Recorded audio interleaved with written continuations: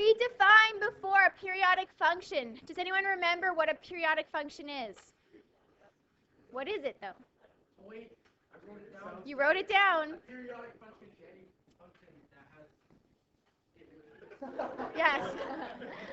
A function that repeats itself.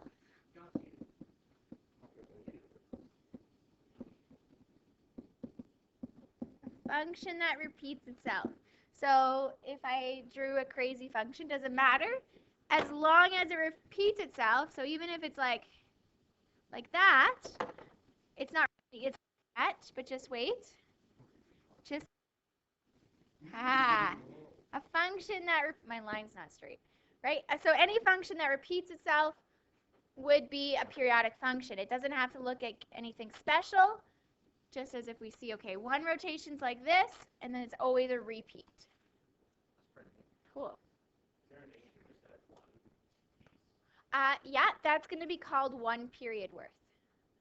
1 period. That's 1 period. Tamara, you need to turn around your notes, okay? Keep going. Keep going. Come on. There you go. We're good now. So for each one of these, we're going to talk about what's the period for each graph. So it's periodic, and how long is a period? So a period is the time it takes for it to repeat itself, right? The distance from in x before it has one full rotation. That's what it is. So first off, is this guy periodic in nature? Is he repeating himself? Yes. If I took a little highlighter or something and retraced over one rotation, everything else is a repeat of that. So yes, this guy is periodic. What is his period then? What would be his period? Does anyone want to take a guess? Yeah, it would be 5 seconds, right? The time it took for him to repeat was 5 seconds, and so the period is equal to 5. Okay, let's look at tide cycles. A tide cycle. So height in meters and time in hours. So if you go to like the Bay of Fundy in Nova Scotia, it has the largest tides in the world, right? Fundy in Nova Scotia. So if you stand out like on you can go way out, stand on an island, and then like within an hour or two, you're like stranded because the tides are so large. They're the largest in the world. They come in and out. And by tides, I'm not meaning like surfing tides, right? We're talking about like comes to the shore. Yeah, volume. Thank you. Yes. Okay, so here's a tide versus tide. Would this be periodic? Yes. Yes. Right, we see one revolution would be this portion here. So this 20 should be right here. Sorry. So this is about this is the worst graph ever, sorry. So approximately, what's the period? About 10 hours. Well, if this is actually supposed to be 20 here. Yeah, period is 10. Is this periodic? No. Right? In order for it to be periodic, this guy that repeats itself has to be identical, and it's not. Right? So it's not periodic. So far, so good? Okay. For each of the following, state whether it's periodic or not. If it is, estimate the period. Okay, yes or no? Yes. Yes. So if it was traced. No, but it's going to keep going. It's an arrow. Oh, this was supposed to be up higher. It's an editing. Sorry. Okay, so that is. And if I kept going, right, it'd keep going like that. So yes, approximately what would be its period?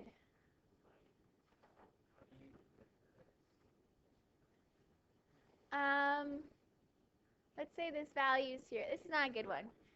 0.0025. Yeah, let's skip the period on that one. Is this guy periodic? No. No, it's not.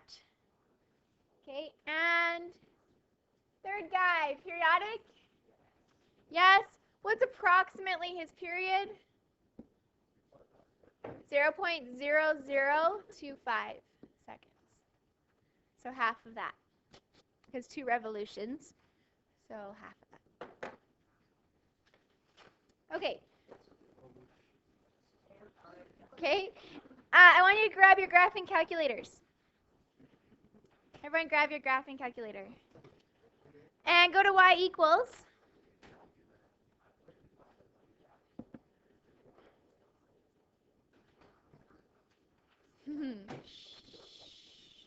Okay, what I want you to do is make sure, if you first go to mode actually, make sure you're in radian mode. Okay? Radian mode. Yeah, it won't graph properly. Okay? So we're in radian mode. Now I want you to go to y equals. And we're first going to graph a sine graph. So sine of x. Okay? Sine x. All right, so you need to change your windows because if you graph it right now, if you push graph, it won't look right. Okay, we need to change our windows. Now, in your windows, listen up. This is how you're going to do your windows. In a circle, how many radians is one full revolution? No. 360 degrees is equivalent to what? How many pi? 2 pi's. Right? 360 is equivalent to 2 pi's. So we want to go from 0 and then type in 2 pi here. 2 pi. 0 to 2 pi. Okay? Our scale we're going to use is pi divided by 6. You type in pi over 6. So every tick is going to be worth pi over 6. You're going to really want to do that because it's going to help you with your graphs. Okay? Now, your minimum, I want you to change it, negative 1.2 to 1.2 for min and max, and a scale of 0.2.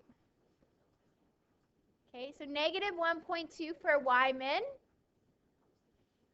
Don't type in all these decimals, right? You just type in 2 pi. Just type in 2 pi, and it turns into a decimal for you. You will. Yeah, you're supposed to remember this. We'll do it enough times that you'll know. Trust me. Remember when we first learned regressions, and you're like, how am I going to ever remember this? Okay, well. Okay, and then pi divided by 6 is your scale. So you don't have to type in the decimals, just pi divided by 6. Does everyone have that? When you do, push graph. Negative 1.2 to 1.2, scale of 0.2. This is what it looks like.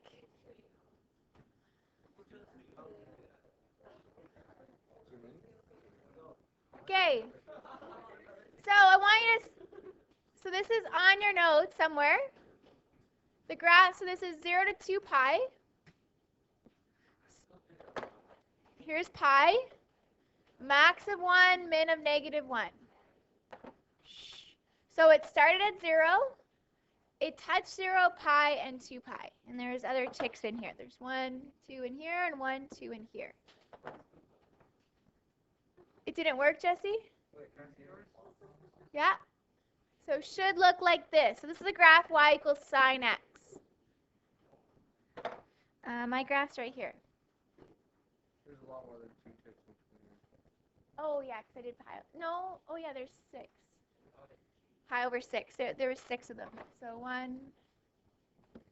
There we go. That's better. We did pi over 6.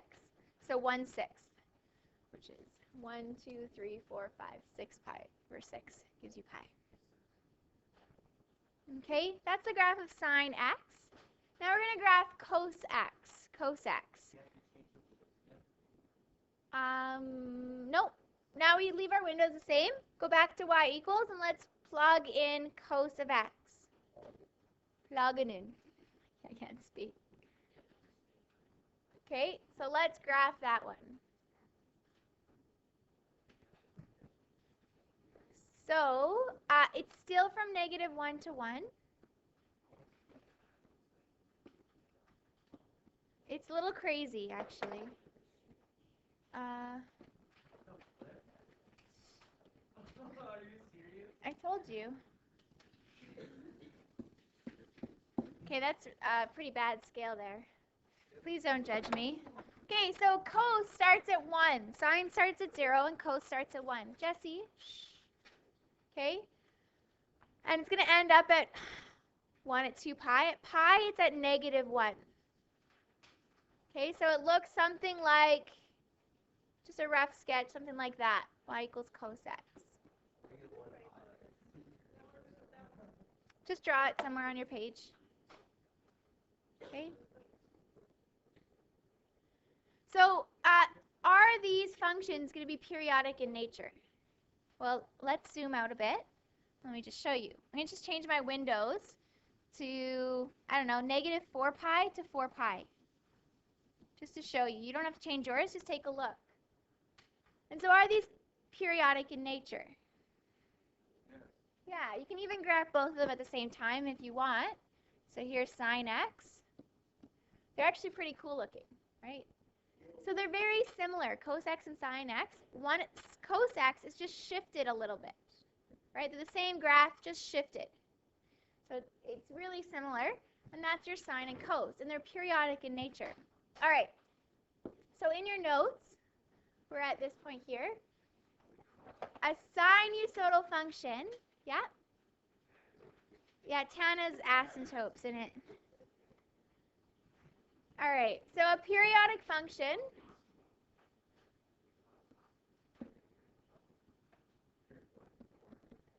in the form y equals sine x is a sinusoidal function.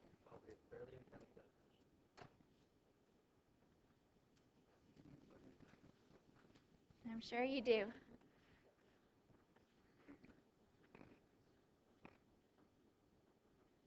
Okay. Now we're actually going to expand this definition over time to look something like this. Right? Do you remember you wrote that down at the beginning of the unit? We did. Okay. So A is going to stand for something called amplitude. B is going to stand for, it's going to relate to the period. D is something called the midline. And C is something called the phase shift. And so we're going to learn all about these variables and transforming a sine graph. So if you take a regular sine graph and we want to transform it, stretch it, make the period longer, how does that change the function? And that's what we're really going to study this unit. We're also going to look at application questions and regression equations. Okay? Again, regression comes up. It doesn't go away. So yes, we can do sinusoidal regression as well. We good to go on? Okay. All right, so set your calculator to radian mode if you haven't already done so. And so we do that by pushing mode, and then down arrow, enter. So if you're not already in radian mode, just push mode, down arrow, enter. And that will put you in radian mode. When you reset your calculator, your graph will be in radian mode. You'll notice if I wasn't in radian mode, I was in degree mode, and I graphed my function, it won't look right at all. If you're in degree mode, you would actually have to change your domain to be in degrees. So instead of going 0 to 2 pi, you would have to change it 0 to 360, scale of 30, based on degrees, right? A full rotation is 360 degrees. And then it will look appropriate. So if you're in radians, your domain has to be radians. Your windows have to be radians. If you're in degrees, your windows have to be degrees. Yes?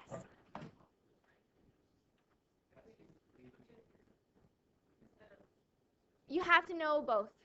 You will need to know both, yeah? And often, in the beginning, it seems like degrees are easier, but at your equations, you're going to want it in radians. You'll see why as we get on. Okay? All right, so we graphed y equals sine x. We used our windows, and we graphed our function. So we have already sketched this, right? Okay, you had that little graph there. So let's turn the page.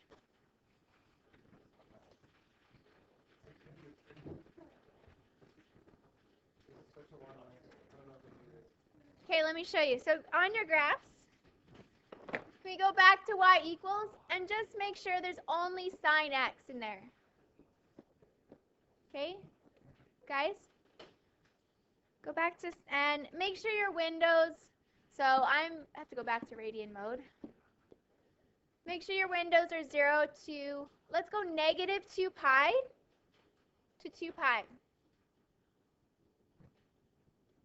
Okay, negative 2 pi to 2 pi.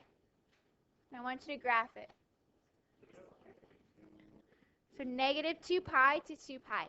You just literally type in negative 2 pi, negative 2 pi, and when you push enter, it automatically changes it to a decimal. Okay? Okay? We're good? Does everyone have a graph that looks like this? Okay, how many x-intercepts will our graph have? Yeah, as long as our domain is XER, we're going to have infinite amount of x-intercepts. We have lots of x-intercepts. And so there's two ways we can get x-intercepts. We can use a zero function. The other way, which might be a little easier, is go y2 equals 0 and find the intersection point if we want to find our x-intercept. Because our x-intercept is when y equals 0. Or we can use the zero feature. Okay, so let's find some of our x-intercepts. Now, I'm going to show you a little trick. So second trace 5, where's the first one we're going to start off? Is right here. Enter, enter, enter, and what is it? 0, 0. So the first one, if you're just sketching your graph, just sketch this.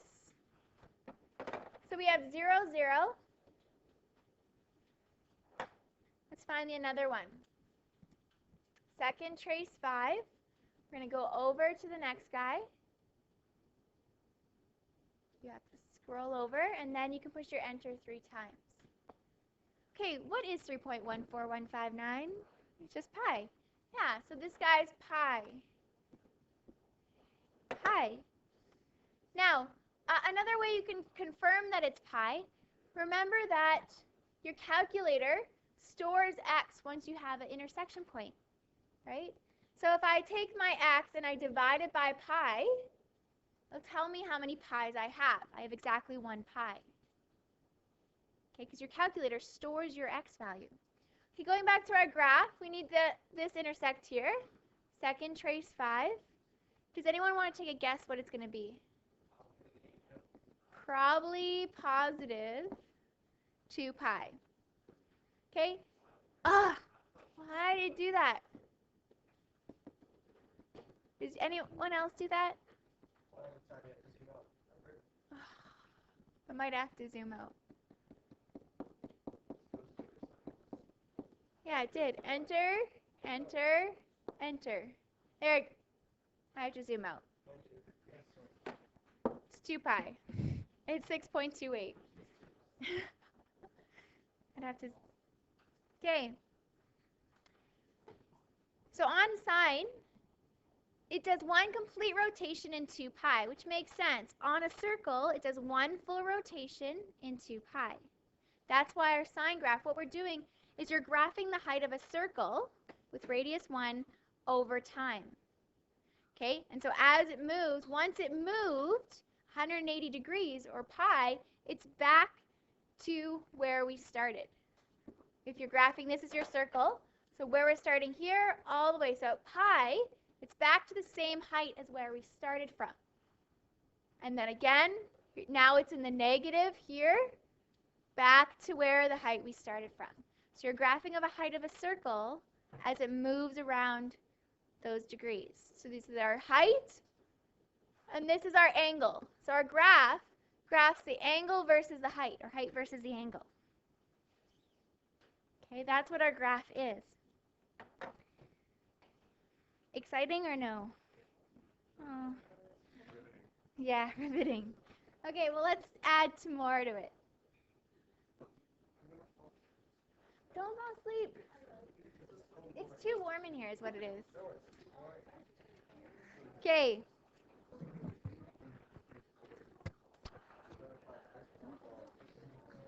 Okay, for our graph, y equals sine x. I'm just going to throw this away.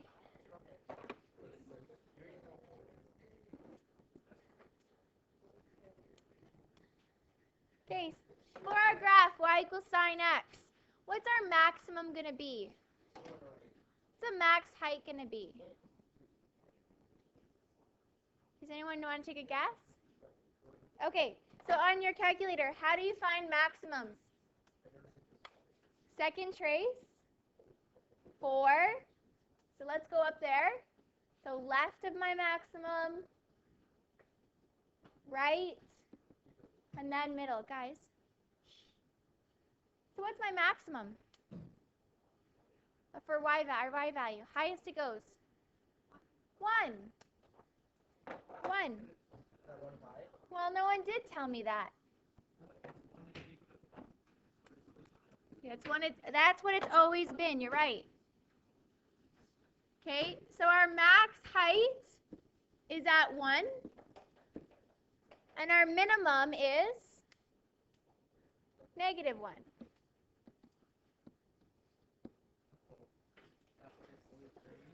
Yeah, and in fact, if this is pi, does anyone want to take a guess what that would be?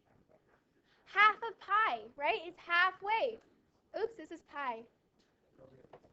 Half of pi. Okay? So the next one is a pi and a half. A pi and a half, or 3 pi over 2. 3 pi over 2 is at 1.5, right? 3 over 2 is 1.5. Unit circle thing. Yes.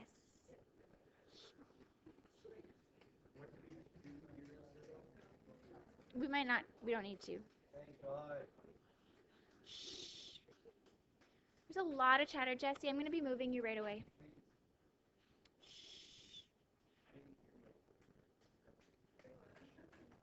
Okay. Rachel?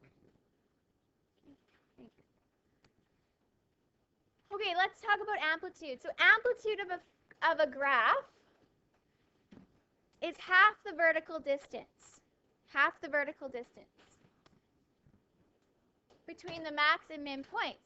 And so this would be the amplitude of my graph. This also is an amplitude of my graph. Amplitude is always positive. It can't be a negative value because it's a distance. What's the distance between halfway and all the way to my max, or halfway and to my min?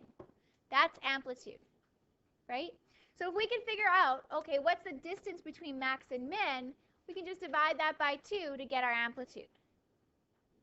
If I knew this full distance, amplitude would be half of that. Okay? So it's half the vertical distance, half the vertical distance. So this is our formula that you need to know. It's not going to be on your formula sheet. So amplitude is equal to max minus min divided by 2. The reason why it's max minus min is if I go max minus min, that will give me that full vertical distance. I finished here, I started here, what's my difference in between? Divide that by 2 will give me my amplitude because it's half the vertical distance. So max minus min is my vertical distance divided by 2. Yeah? Good? Okay, now on a graph, a regular y equals sine graph, y equals sine x, what's the amplitude here?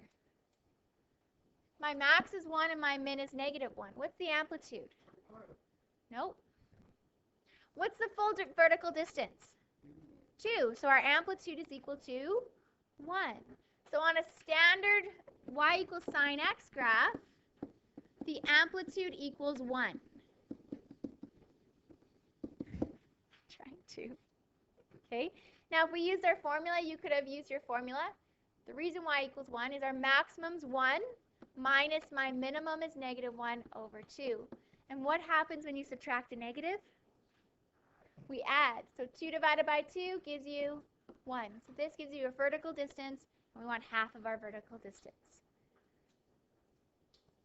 Okay, so this is, if I had a highlighter or a study sheet, right now I'd write this on it. Amplitude is max minus min over 2. Nope, got to know that one. Okay, that one goes on your study sheet.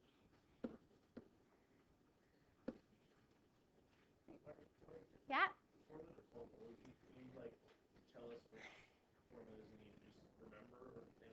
You had the formula sheet, right?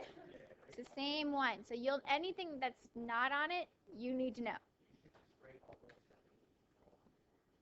Okay, well we can maybe go helpful. Okay, we'll go when we're going through our review, we'll create one together. How would we do that? Okay? Okay. What is the period of a sine graph?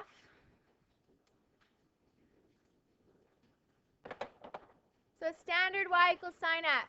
What's the period? What would be the period of standard y equals sine x? 2 pi. Yeah. Period is 2 pi. Boys, Andrew. Period is 2 pi.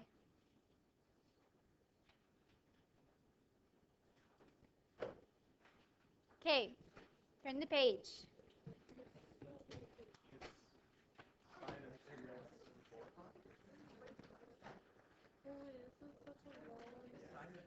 No, it would be pi, just pi. So the number in front tells you how many rotations into pi. So if you had the graph y equals sine 2x, that means you're going to have 2 rotations into pi.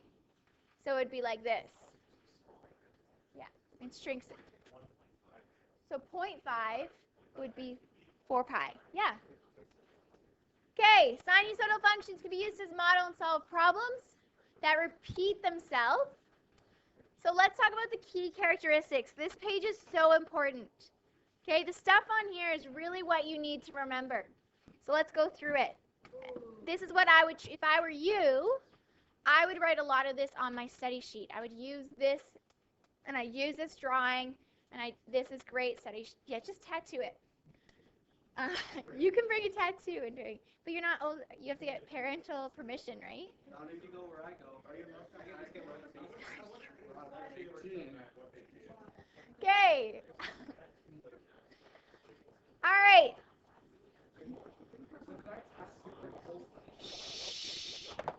Okay. The easiest way to find period. Listen up. The easiest way is crest to crest, they say. Crest to crest. So max to max, that's 1 period worth. It's going to repeat itself after that. Boys, okay, Andrew, can you move to this side of the room, please? It's you too, Sawyer. Okay, so the easiest way to figure out the period is the distance between either the max to max or the min to min. It's the easiest way, right? That every time it would repeat itself after that. So the easiest way is from max to max. That distance between these two. It's also twice the horizontal distance between a max and the next min value, but we'll not do that. So if you knew the distance between here, it would be double that. But usually you can use this, and that's the easiest way. Okay, midline. So midline is a horizontal line that would cut the graph in half. Hence, Sawyer, it's called a midline. Yeah. For middle. Yeah. I don't know what else to say. Yeah. Okay, so the equation of the midline, it's going to be a horizontal line. And horizontal lines are always y equals a number. Okay? How do we get that? Max plus min divided by 2. We're basically averaging our max and min value to get the middle. And how do we average two things? We add them together and divide by 2. In this case, there's 2 of them. Yeah. Because we're averaging it. And there's 2 values. We have a max value and a min value. We want the middle, so we add them together. And so this is another formula you need to know that's not on your formula sheet. It's not very difficult, you're right. It's very similar to amplitude, though, except for it's a plus. And so what happens is students will mix those up. Here's a little hint.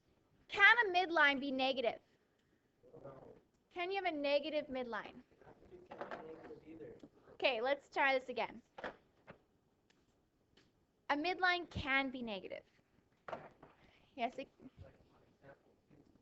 okay, so you can have a negative midline, right? That's just the horizontal line that would cut the graph in half. So your graph can be down there. Is that still sinusoidal? Yeah, still is, okay? So midline can be negative, amplitude never can. So if you ever get amplitude as a negative, you made a mistake. It's probably your midline, all right? And then amplitude we've already talked about. Very similar formulas, so you have to be very careful. Jesse? No. Put that back, please. It's bad for the floors. Thank you. So let's go through these ones. So it's just determine the range and the amplitude. Let's start with range. What is range? The y values. Between what y? Now, with a sinusoidal graph, it'll always be between two values, right? In a sinusoidal, you'll always have y is greater than or equal to your min and less than or equal to your max. That's always going to be your range. That's how it's going to be, because it's always going to be between two values. So in this case, y is going to be larger than or equal to what number? Negative 3.5. And it's going to be smaller than or equal to what number? Positive 3.5. So that's my range. Once you have your range, you know your maximum value. It's very easy to get the rest. So how do we get amplitude? The amplitude of a graph. So max minus our min divided by 2. What's 3.5 minus a negative? 3.5. 7. 7 over 2 is 3.5. Does that make sense? So the distance between the middle and our max, 3.5. Often you can. If the graph is moved down, it might be harder, like this situation. Okay, what's the range of this graph then? Y is bigger than what number? Negative 3, and smaller than? How high does it go? 1. Good. Okay, so the amplitude is max minus min divided by 2. What's my max? 1 minus negative 3 divided by 2.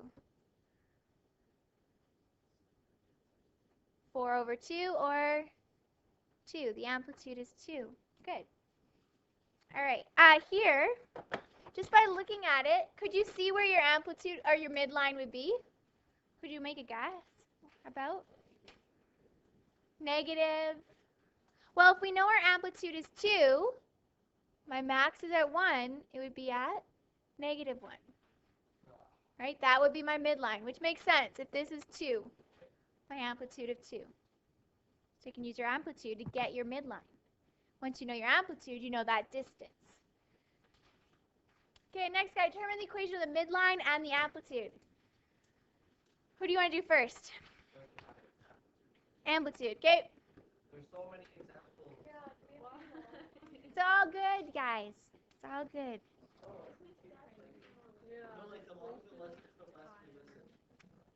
Guys, we need to get through this. I'm sorry. Tomorrow you have lots of time to work through it. Practice, okay? All right, amplitude. What's the formula for amplitude? Leah Granette. Do you want to come up and do it? Okay, then what's the formula? Max minus min over 2. Okay, so what's my max? 3.5 minus? 0.5.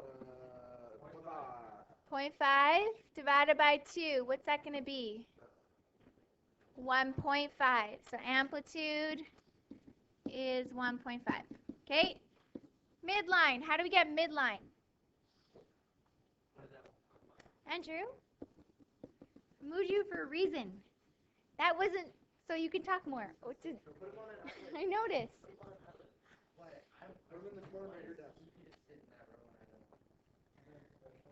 I just needed to isolate him, that's why. Isolate him up there. Okay, midline. What's the formula for midline, Andrew? Look it up if you don't know. Paul? Put him over there. Where can you move so that you can see but not talk? Right there. Right Amplitude? Right on that desk. Should you sit at the desk here? Please. Do you want to move back to that over there? Okay. Okay, what's the formula for midline? Rachel, take a guess. If you don't. Max plus min. We're averaging. For midline, we want the average, so we're adding. Okay, 3.5 plus 0.5 divided by 2. What is that going to give you? 4 divided by 2 or 2. Now, midline is an equation. So you would write y equals 2. What does y equals 2 look like? Horizontal. Oh, wrong graph. Wrong graph. There it is. It's already drawn there for me. There's y equals 2. And here's my amplitude of 1.5. Sometimes could you just look at the graph and see what the amplitude and midline is? Yeah. Okay. This guy. Do you want to try this guy on your own? Sure. Yeah. Yep. Yep. Okay, so Jesse, let's walk me through what you're doing here so you can show everyone else. So, how do you get your amplitude here of this graph? Gosh. Just trying to move this. Okay, amplitude equals 3 minus 3 plus 5, because you're minusing a negative 5, right? Divided by 2. So what's your amplitude here? 8 over 2 is 4. Good. So Jesse's saying, okay, I know my amplitude's 4, so I'm going to find my max and count 4 down. Or from your min up. So if I go 4 down, where would that lead me? My midline, which is negative 1. So what's my midline? How would you write that? Y equals negative 1. Okay. So you don't have to use a formula to get your midline. All right. Next page. Right? We're on the next page? Yeah, we are. Yeah, we are. Yeah. That's a no. No, we are. Example 2. Look, our sheets are good. Your sheets are different than mine. Yeah. Let's see, 1.5. Okay, period. Yeah, we don't have those examples. Yeah. Yeah. What's period? Yeah, I know. I told you this is going to be a long lesson today. Tomorrow's going to be a work period. Right? Okay. What's the period? How do we get the period? What's the easiest way I told you earlier? Max to max. So max to max is our period. What distance is that then here? What would be the distance from max to max? What angle? How would you figure it out? How much is each tick worth? The third is 90. 30. So this is 30, 60, 90, and 120. So what's my period? Period is 120. Okay? Now you don't always have to use max to max. What else could you use to find period? Min to min, what else? Midline to midline. So starting at midline, right? Now, would the first one be one period worth? No, it would be the second. So approximately, what's my period here? If I'm doing, 3. So 1 rotation is 3.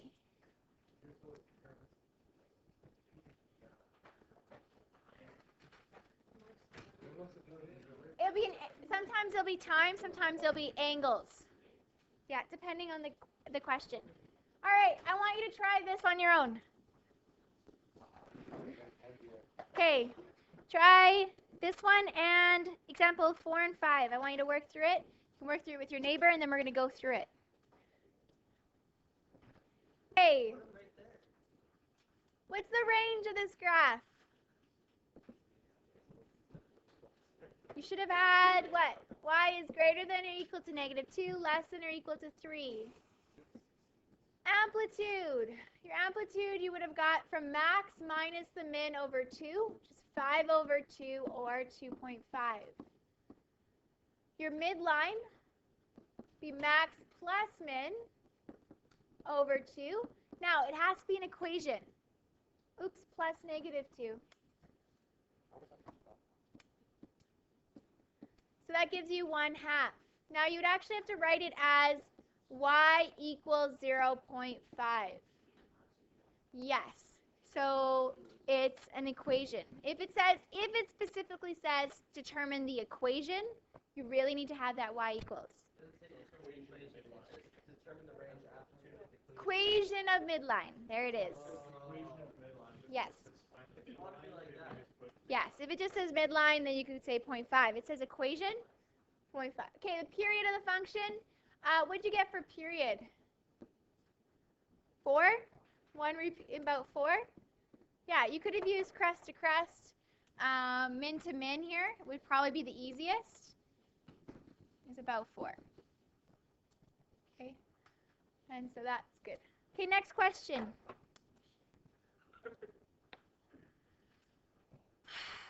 Guys, what's wrong? Sawyer? I didn't do anything. Okay, Mr. Tran is sitting in an inner tube in the wave pool West Edmonton Mall. Depth of water below him in terms of time during a series of waves can be represented by the graph shown. Okay, so what is the depth below Mr. Tran when no waves are being generated? So what's this? Is this the midline? Is this the max? Is this the min? What is this? Midline, definitely. It is the midline, right? When you have waves, right, the water goes in and out almost, and that's how it raises its volume. So the midline, if there's no waves, that would be your midline. So what is your midline then?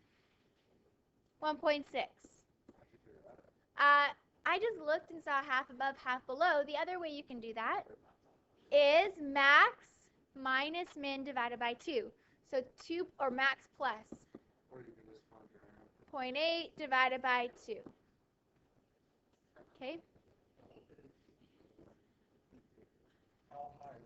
How high is each wave? What's that asking?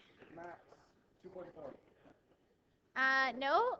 How high is each wave? The wave from the midline. So what's that?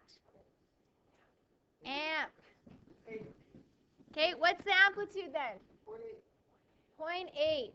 Thank you. How long does it take for one wave to pass? 1 second. 2.5. 1 full rotation, 2.5 seconds. And what is the approximate depth of water below after 4 seconds? So after 4 seconds, we just go up here. It's approximately, this is 0.8, this is 1.0, probably maybe 1.1. If you look closely, Jesse. 1.1 meters. Okay. All right, we actually have enough time. So your homework, 8.2 and 8.3. Actually, this is what we'll do. I won't assign 8.2, so just 8.3. So open up to page Page 203 to... It's not that bad, guys.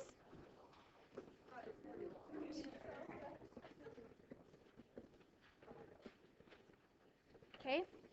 And the solutions are already on the website. Okay, so you just have to do 8.3. Yeah, we're going to do it to this class. Tomorrow we'll continue on. And we'll save our work period at the end of the unit when we really need it. Okay? So we'll still get a work period, but we're going to move it to a little bit later. So when we have more to study. Quickly, yeah. Yeah. Yeah. So because